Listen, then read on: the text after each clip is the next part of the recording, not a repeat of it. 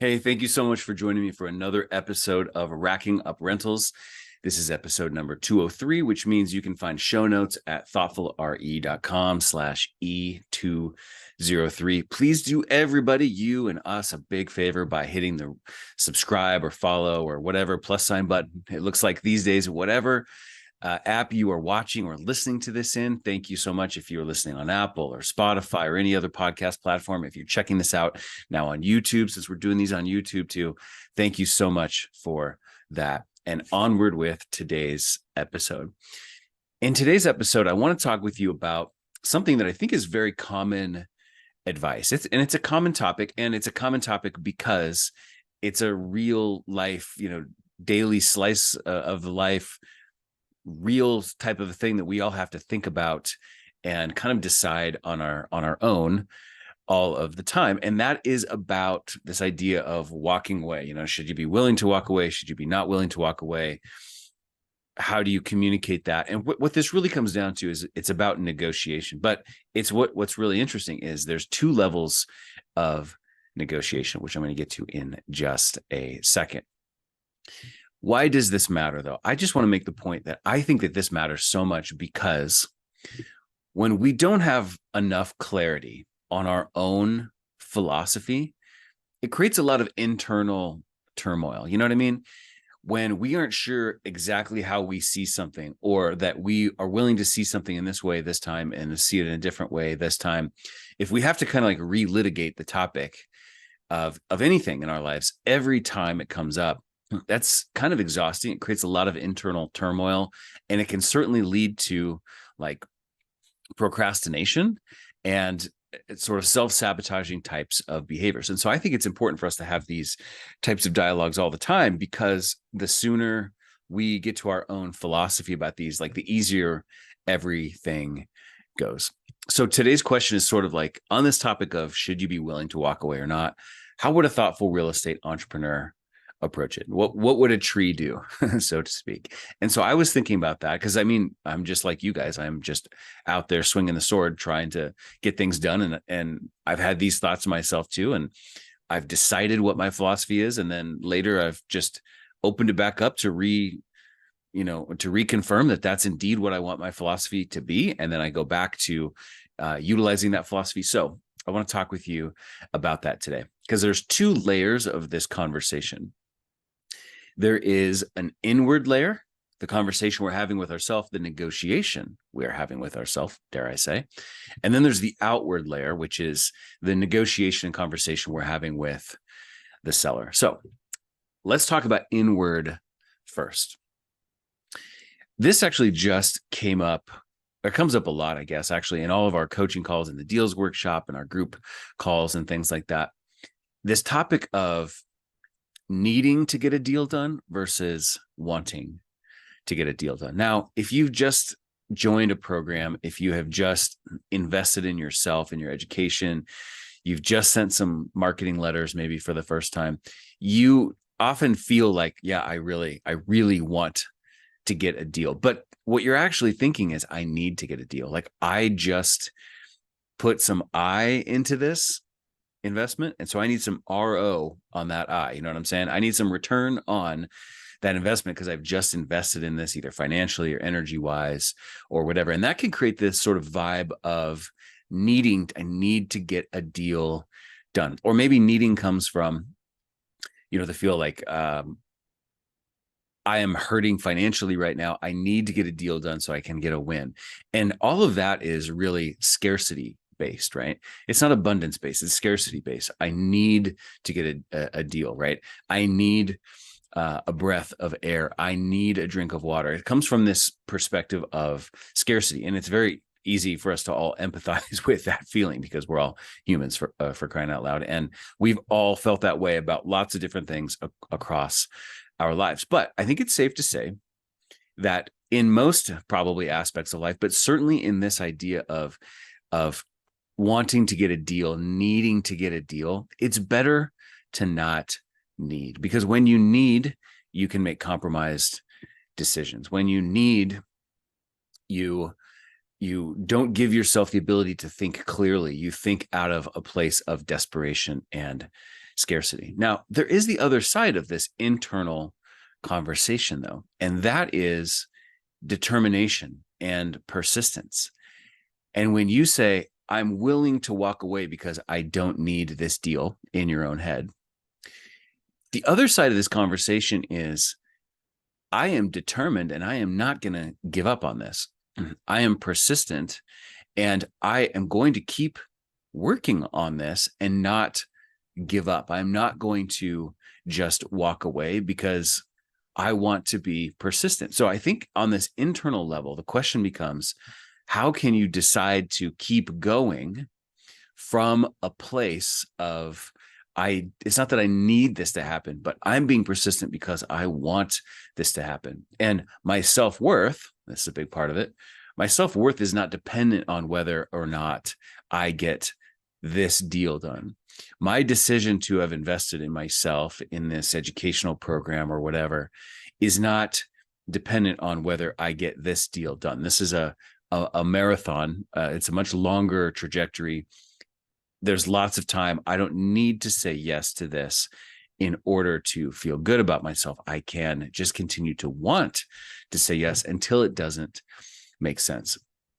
So that's kind of the inward dialogue. But let's talk about the outward dialogue, because when this topic comes up in real estate circles and people say, always be willing to walk away, a lot of it is about the outward conversation that's happening with the seller. And this is a totally different type of a thing. So the common advice of be willing to walk away is I mean, that's basically kind of meaning to say, project to the seller that you are willing to walk away, right? So when people say be willing to walk away, I do think they're somewhat talking about what's happening inside our own brains, our own negotiation with ourselves, our own conversation. But a lot of what they're talking about is project to the seller that you are willing to walk away. Now, let's dissect that a little bit. You could do that in a very nice, sort of thoughtful, not brash or brazen way, but you could also really do that in a very brash or brazen way. And of course, spoiler alert here, thoughtful real estate entrepreneur, we're not going to probably take the brash and brazen perspective, maybe that some others would, but I do think you can project to the seller, like, look, I really don't care if this deal happens and I'm willing to walk away. You could do that in a thoughtful way, but I don't think that's generally what we're probably going to be doing. Now, sometimes you might absolutely choose to do that, but a lot of times we are not. So I want to talk with you about the other side. And this is really, we're getting to the heart of this now. The opposite of projecting to the seller that you are willing to walk away is projecting to the seller that you are absolutely sincere about your desire to buy this property. You want the seller to see your level of commitment in this case, in this negotiation strategy. I've said the words many times to sellers at certain parts of our negotiation. I mean, it's usually not like right in the first conversation, but we kind of get into it. And I have said the words, I mean, really quite literally, look, Bob, I am as serious as a heart attack about wanting to be the next owner of this beautiful property. And so I'm going to give this everything that I've got. I'm going to ask you questions. I'm going to be seeking every solution because this isn't a casual thing for me. This isn't me thinking, oh, it would be nice. No, this is me saying, I am committed to figuring this out because I am absolutely sincere about this. When you do that, when you project that message to people, that tends to make them lean in a little bit more, right? They might be expecting you to have the stance that says, oh yeah, I'm happy to walk away. But when you choose to project to them that you are absolutely, genuinely dedicated to figuring this out, then it makes them feel like you're worth investing in the conversation, right? It actually oftentimes makes them respect you even more And all of the stuff you've done up to this point to establish relationship capital and to show them that you are a thoughtful real estate entrepreneur type of person. This is a cherry on top of that. This really goes in line with all of that and reinforces those ideas even more. It makes them willing to work with you to get it figured out. I'm not saying it makes them willing to concede like, oh, hey, don't worry about it. We'll just knock $100,000 off the price because you're willing, because you're dead serious about this.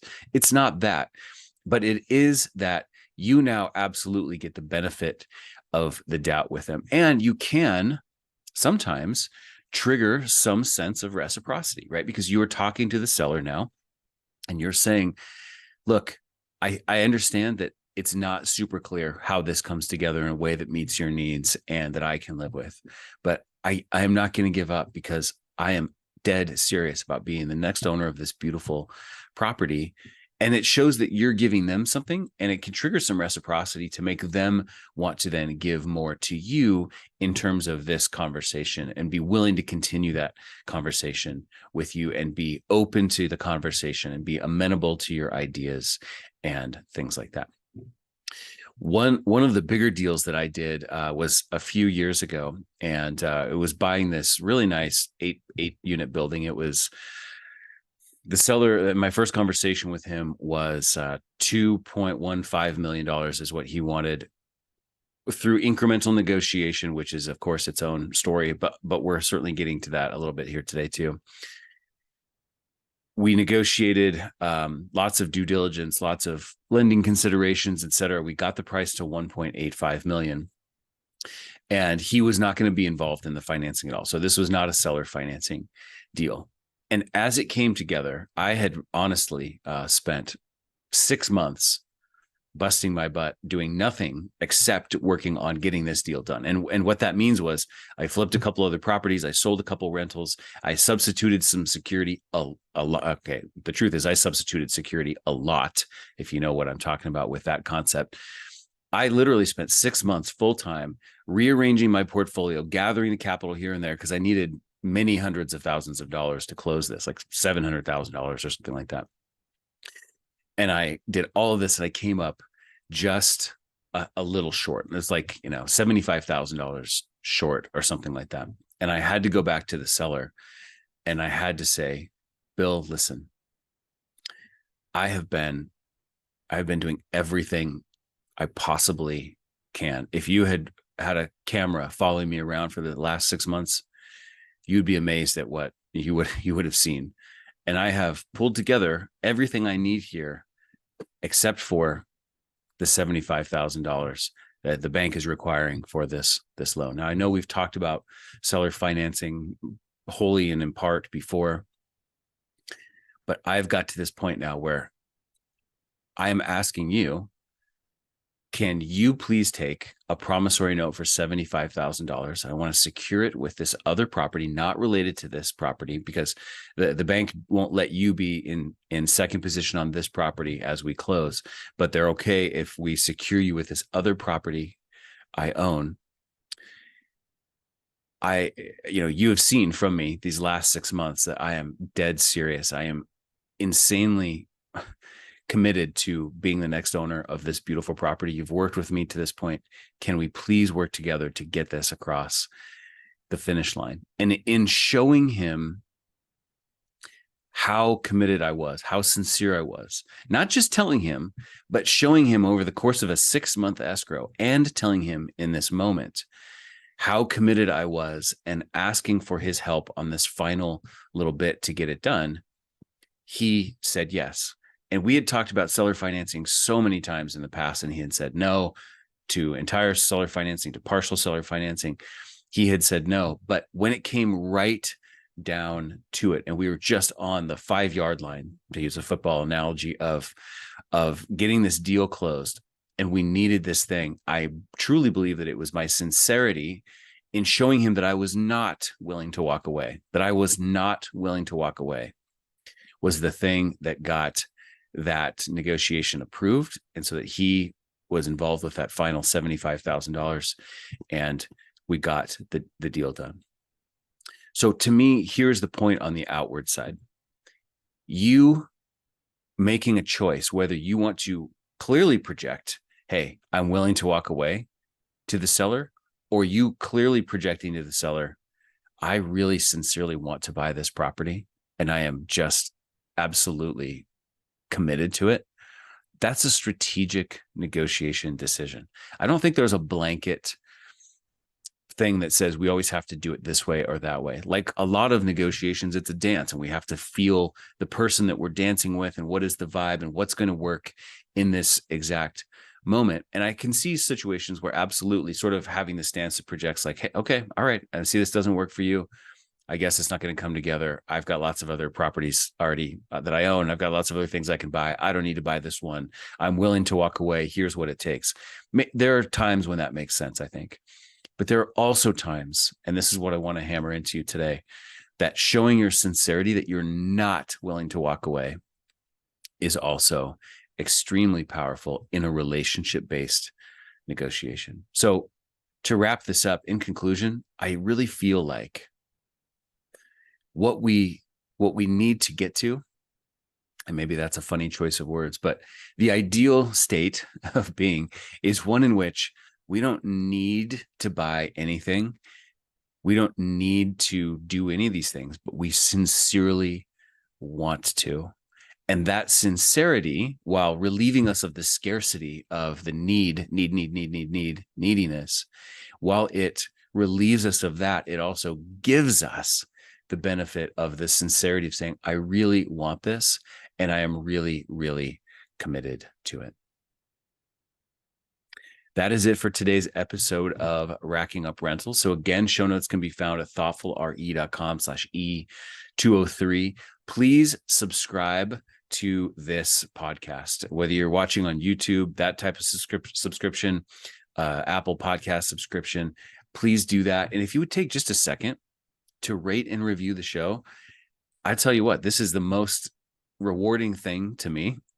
203 times of coming here to record an episode for you, to see the ratings and reviews that come in. If you think we've done a 5-star job, I'd certainly love to have that. But just putting a few words into the review really, really helps. Those platforms know that you're paying attention. So thank you so much for doing that.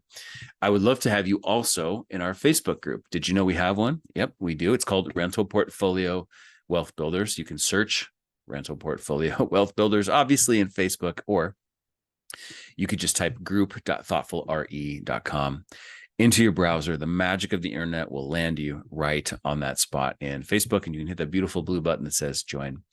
I will see you next Thursday. If you notice a little pattern here in our release dates, I will see you next Thursday.